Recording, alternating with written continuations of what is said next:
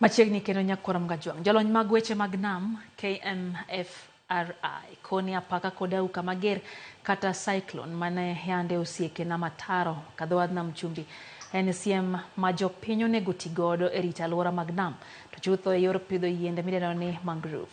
Gikoni yamo kod apaka makamano nyalo kelo midhiero gin ei nam kod aluora mage kaka oket chenro malong'o mar duoko teko mar chien. Jojaoko konigi ler koa e kaunti ya Mombasa.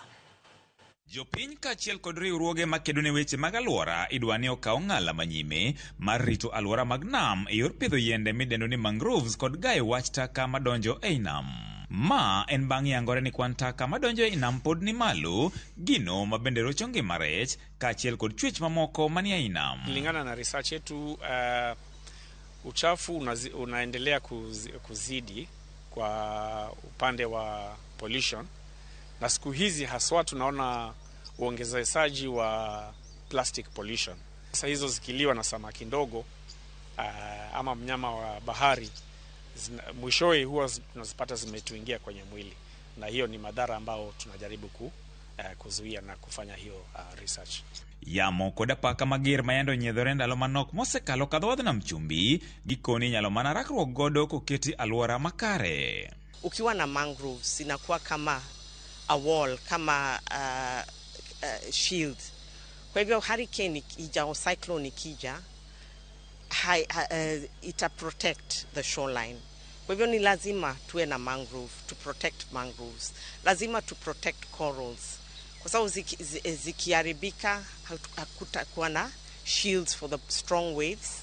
Waves itakuja tu, hazitakuwa hiyo power of the waves will not be broken by corals, by seagrass and by mangroves. Sasa hiyo coral tunafunza wananchi kuipanda pale chini, na after some time unakuta kwamba hiyo coral imeanza kumea na zile samaki ambazo zilikuwa zimehepa ama ile area ambayo ilikuwa imeadhibika imeanza kurudi tena.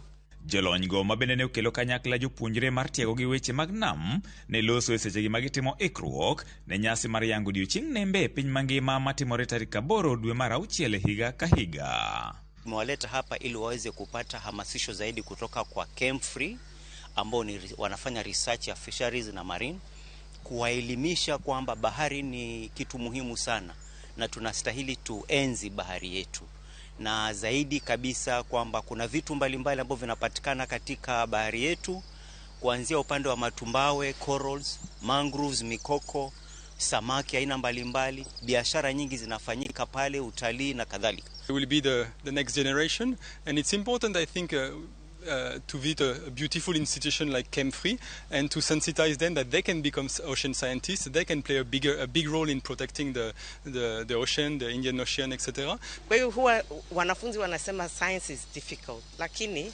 tunataka kuambia science is easy. It's like cooking, and you can cook a beautiful scientific dish ambao utafurahia. George Aoko, Ramogi TV.